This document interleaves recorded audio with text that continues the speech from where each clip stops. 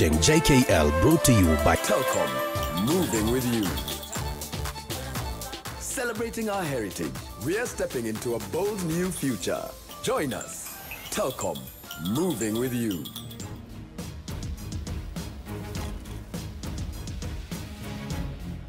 Indeed, Telkom moving with you. Listen, so my guest tonight, 3 lawyers, 3 seasoned advocates. They know their way around the courtroom. We're going to talk about the latest news. NASA about turn, now going to the Supreme Court. Dr. Pielo Lumumba, Kamodo Waiganjo, Ahmed Nasir Abdullahi, all present. Dr. Pielo, let me start with you. This is about turn by NASA. Last weekend, after the results were announced, NASA was vehement about the court not being an option. About turn today. You know, perhaps we ought to be very clear. Is it an about turn? Is it a climb down? Or is it a revelation? It is a revelation. I was very worried when I heard my good friend Jim Orengo, who is a senior advocate, going into the Agora and saying, we will not go to court. In every civilized nation, when you have a dispute, the place to go is to the courts. And I'm very happy with NASA and by extension, Honorable Raila Amolo Odinga, that the decision to go to court is the right thing. NASA has said times without number that they have a mountain of evidence. And I look forward to the day when that mountain of evidence will be presented before men and women who are schooled in the law for purposes of scrutiny, to determine whether we are dealing with rumors, conjecture, or the truth. So in a nutshell, what I'm saying, this is a revelation, and the counsel that prevailed and ensured that NASA took this decision is something that must be praised. Komodo, I must ask you this. When James Orengo first said they weren't going to court, it looked like a major defiance. And then the about turn today, after the cancellation of the press conference yesterday, what could have happened between yesterday and today if they were going to court? I mean, going to court is going to court. I suspect why some minds prevailed. I mean, the reality is that the refusal to go to court was a zero-sum game. It was going to be very difficult to continue, even as a coalition as NASA, if they were going to be defiant in that manner. Remember that unlike 2007, the public support for NASA had diminished, you know, for several reasons. One is that whether one contests the ultimate result, the reality is that a lot of Kenyans had faith in the technical component of the election because we watched it happen.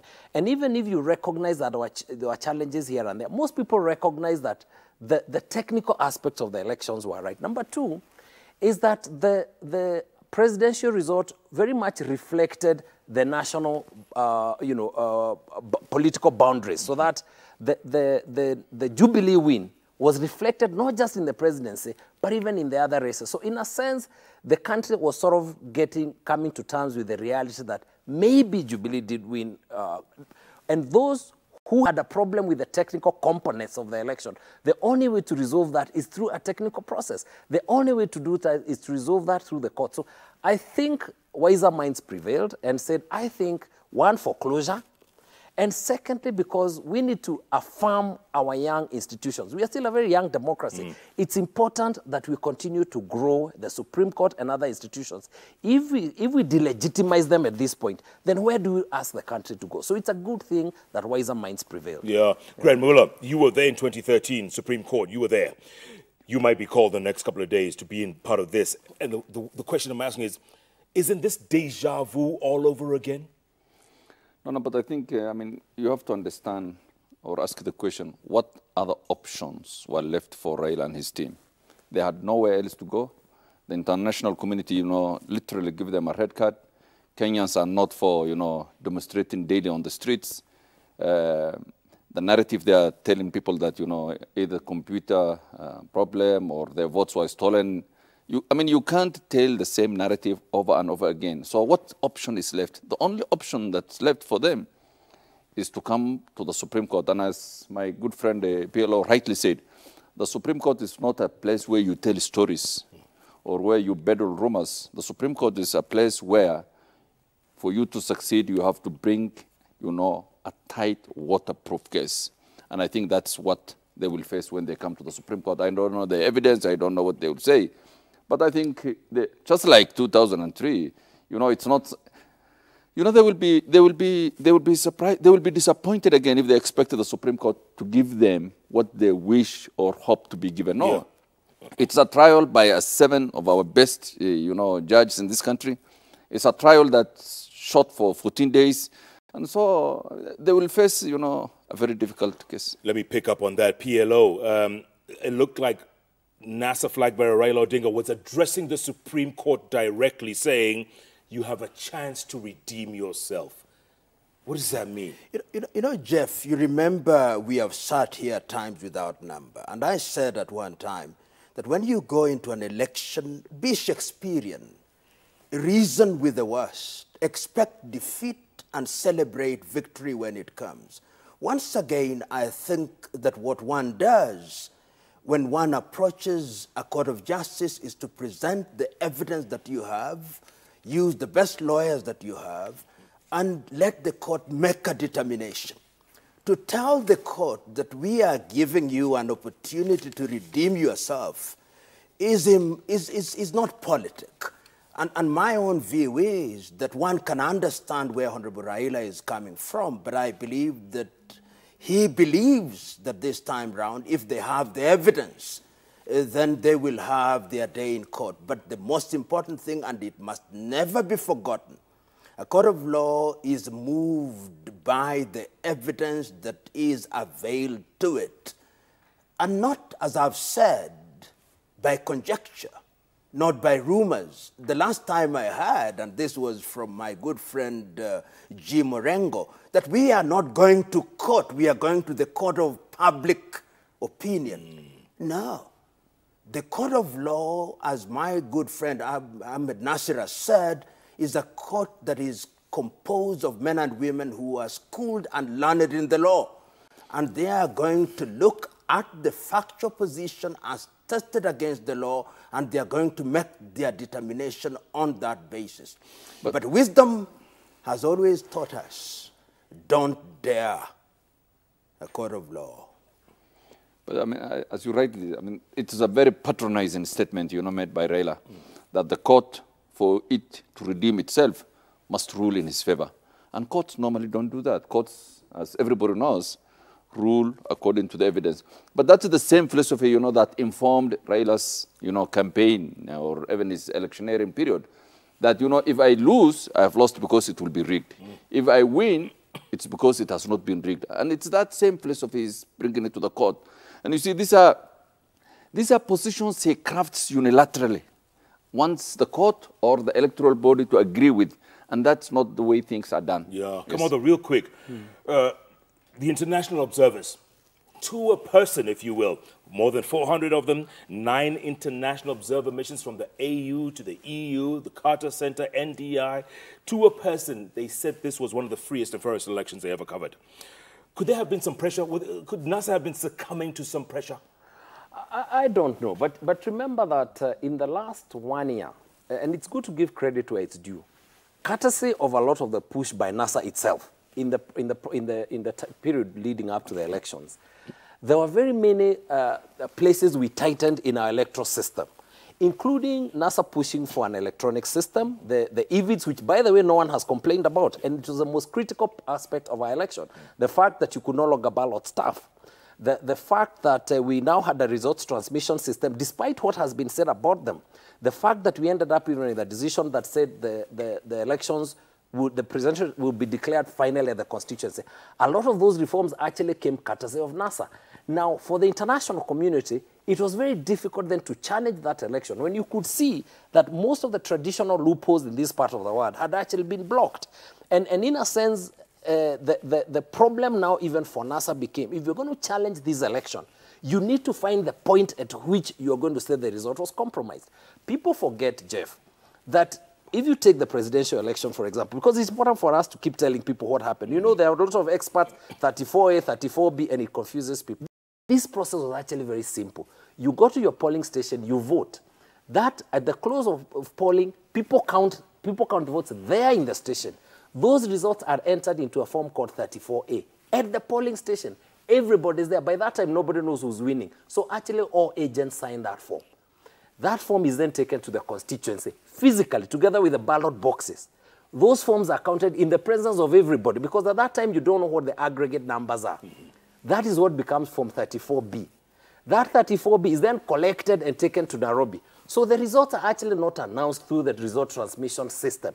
The result transmission system was a process to give the issue legitimacy. It was not the legal result.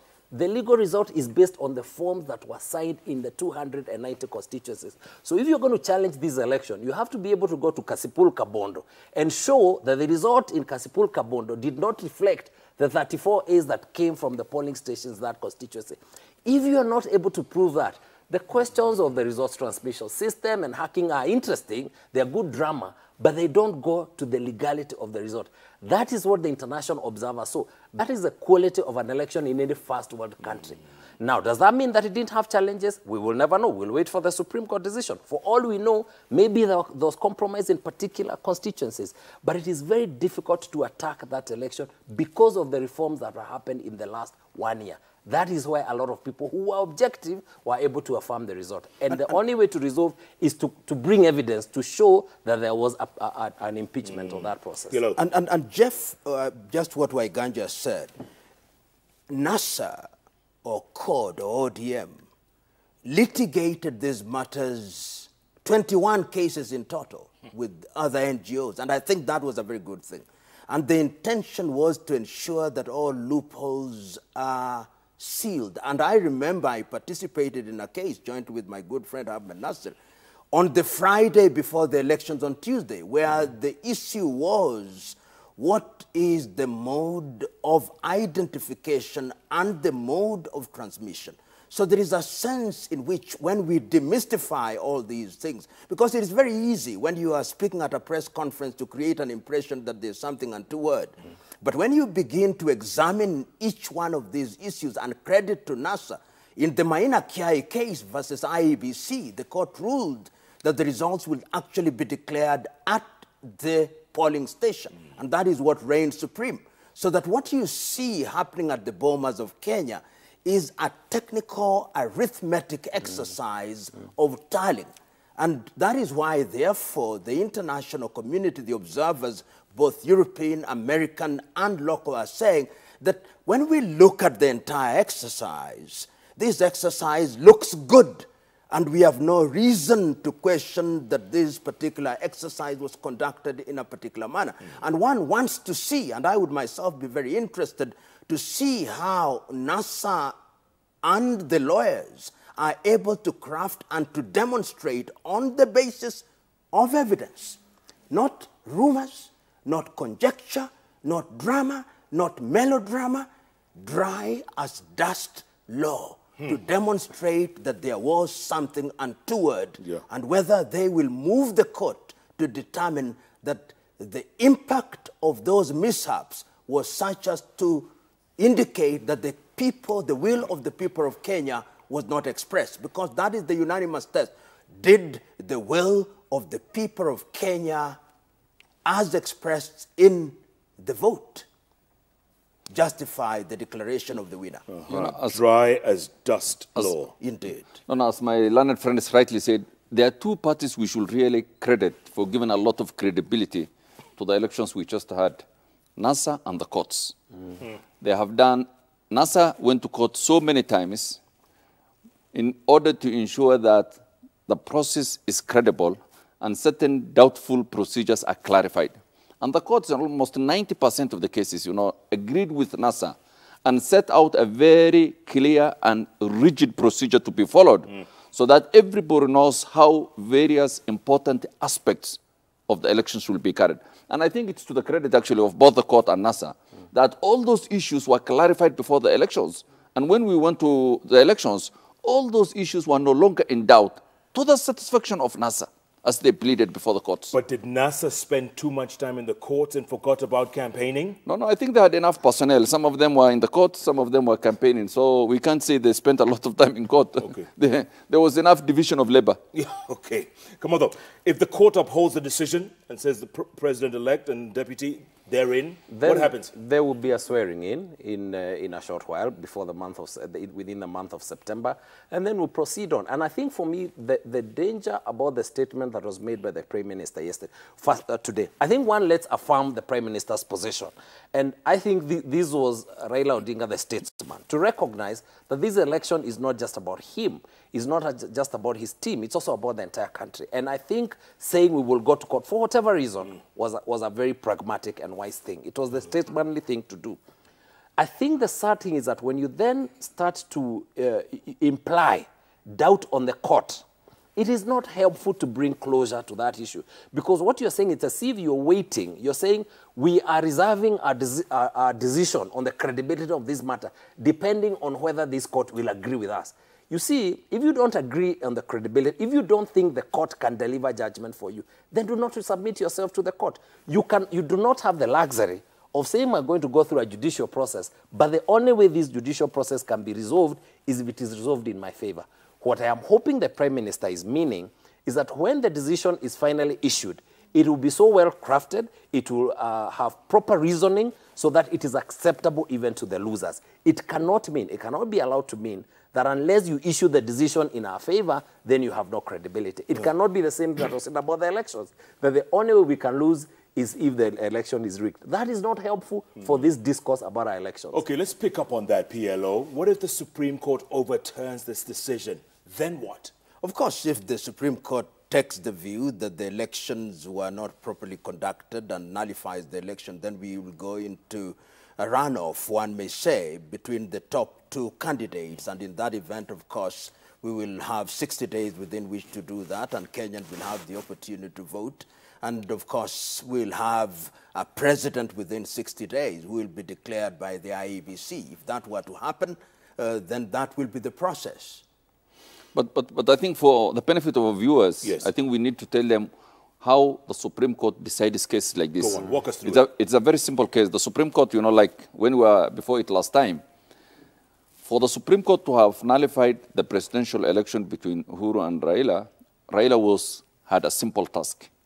There was a 7,000 votes difference that if deducted from Uhuru's numbers, we will have gone for a second round. So Raila was told by the Supreme Court to show and satisfy the Supreme Court that 7,000 votes were added to Uhuru. Show us how we should deduct that, and once you show us, we will order a rerun. And he couldn't show. He couldn't satisfy the court that Uhuru has 7,000 extra votes. So when this case is tried now, the Supreme Court will tell Raila a very simple issue. There's a difference of 1.4 million votes between you and Uhuru. Show us a formula, or show us that, for example, in Mandera, there is 200 votes that we should not have added. So it's a tedious exercise. He must satisfy the court that there's 1,400,000 votes that has been added to Uhuru's votes that should be deducted. It's that simple. It's that difficult. Wow. Yes. And they have it. And just to, I don't want to get into the merits of the case, but the truth is that I've looked at quite a number of cases, the Yoweri Museveni Kizza Besigye case, the Buhari case, and I've looked at the Omar Bongo, the Bongo case in Gabon. There is a sense in which there are certain things that, the litmus test, which will be the basis of the determination. And that is why I'm looking forward to the Nazarites, as it were, coming forth and saying, in very clear terms, this is what we want to be impugned, and to demonstrate by dint of evidence, as tested against the law, and without getting into the merits of the case, one wants to see that day. And unlike 2013, you see 2013, a court then came out with a complaint that they did not have sufficient time, that they expected the court to allow them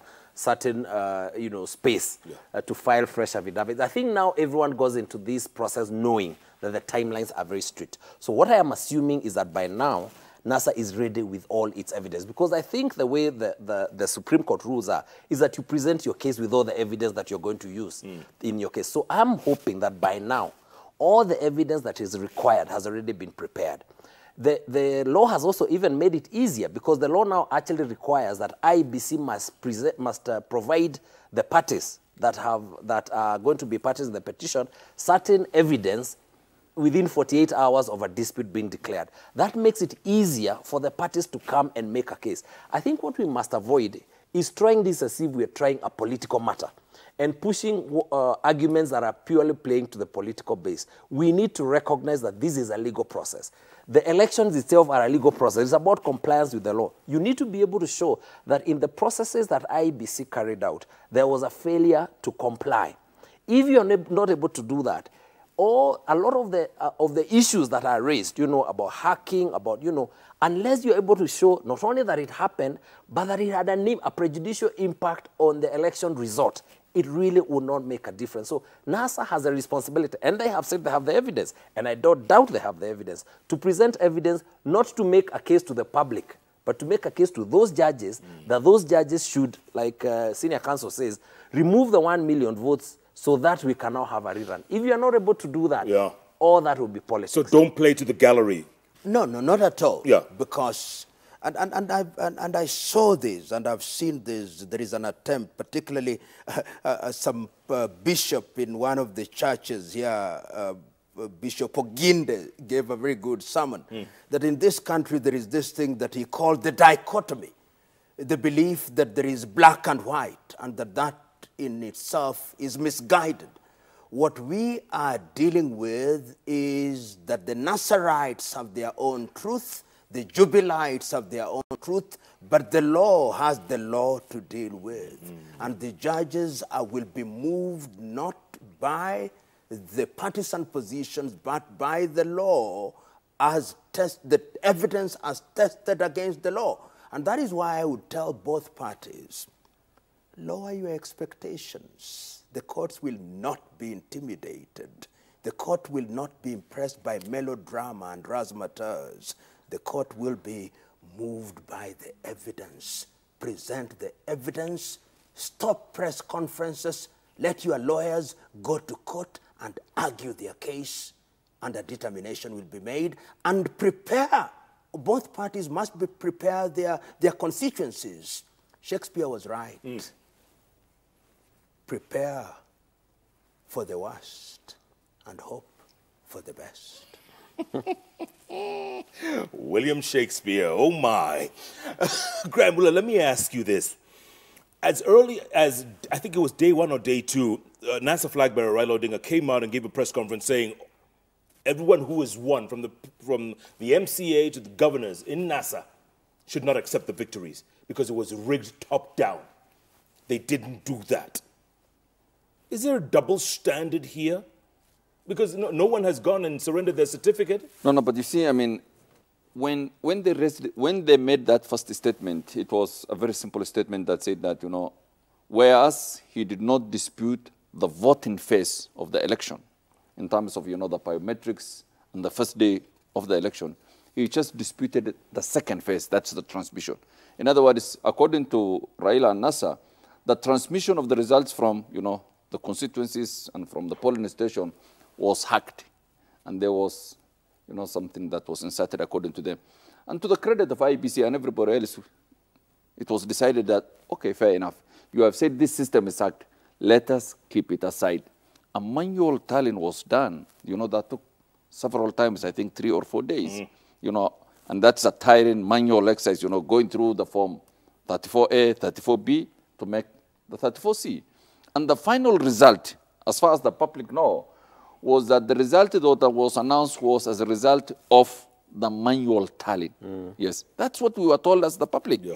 If that was done and there was no major difference between the two, I think as Kamodo rightly said, now the task for them when they come to the court is to show that even the manual tallying, probably someone hacked it. And that's the job. Hack manual. That's for them to tell us. You know, anybody who has participated in the elections, and I think part of the problem is many of us actually don't go and vote or stay on until this process stops. What will surprise you is that by about 2 a.m., the results in all polling stations have been counted. So actually, by 2 a.m., the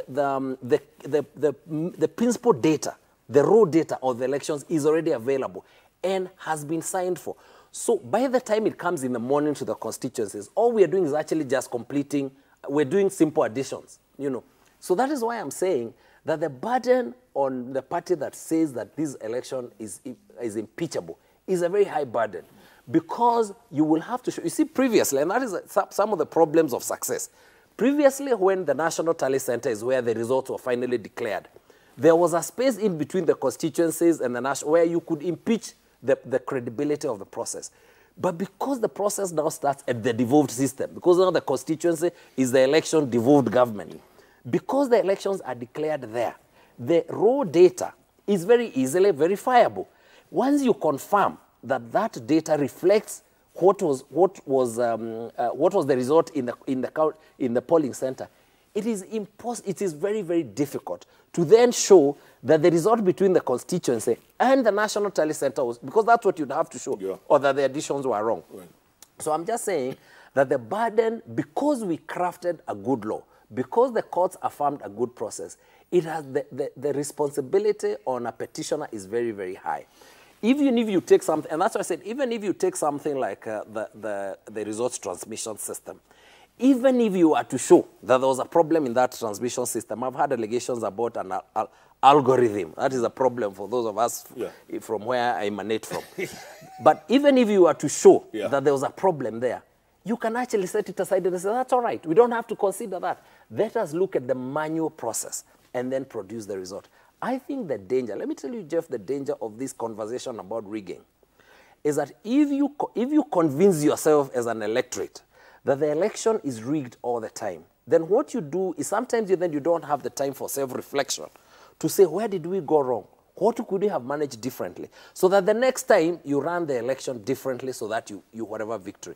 If you convince yourself that it is because, then your concern is how to stop rigging, as opposed to how to ensure that you are expanding your political base. That is part of the problem of this conversation. It is useful in the beginning. I think it is healthy, and especially if there is actual rigging. But if there isn't, or it is not verifiable, it cannot be proven, it is not helpful politically also. PLO, real quick before we go to break, it seemed in the press conference that a lot of air was let out of a balloon. In fact, you could see the body language of people in Kisumu. They were expecting something different. But it seemed like, in the end, we're just going back to court. There is a sense in which, remember that the press conference was to be yesterday. Mm-hmm. And there was a sense in which the constituency that is NASA's expected that there was going to be something monumental. And remember, the expectation was well informed. NASA had announced times without number, and at their rally, both in Kibera and Mathare, they had said, we are not going to court. That is a slaughterhouse. And if you listen to Honorable Raila Odinga's statement in its early stages, it was defiant. But then wisdom, in its characteristic way, it intervened. And Honorable Raila did the honorable thing to recognize that in civilized democracy, for which he was one of the major participants, when you have a dispute, you go to court. So the constituency, as we have seen in some of the footage, is very disappointed. They expected something dramatic, something that is out of this world. I do not know what it is. It was anticlimactic, as you used the right English word. Thank you. But yet there is a sense in which I must praise Raila Amolo Odinga. He has served this country well. He has made the right decision. That is the decision that is expected of a honorable and a respectable individual. And despite what anybody else within his ranks may want to say, what he has done is right and proper. And when history is written, it will be said of him that at the critical moment, he made the right decision. Gentlemen, that's a good point to take a break on because I want to come back and talk about the others in that press conference. What happens to Kalonzo? Has he lost the foothold of Ukambani? What happens to Mudavadi? What happens next? Let's walk around the nation. Sonko in Nairobi. Let's talk about Kirinyaga, Kwale, Kisii. Jubilee performed incredibly. A lot to talk about. You know, we need to walk across the country. Let's do that after the break. Jeff Koinange, where are we looking, Monica? Thank you. Okay, thanks. This is really fascinating information here, and we're breaking it down. What happens next in the history of this nation? We do know it's the Supreme Court. That's going to decide in 2 weeks. After that, well, we don't know. Stay tuned. We're going to walk around across the country, the other winners and losers, right here on Jeff Koinange Live. Stay tuned. Keep tweeting at Koinange Jeff, at Kamadawai Ganjo, at Ahmed Nasir Abdullahi, hashtag JK Live. And JK Live takes a break. We'll be back in a moment. You're watching JKL, brought to you by Telkom, moving with you. Celebrating our heritage, we are stepping into a bold new future. Join us. Telkom, moving with you.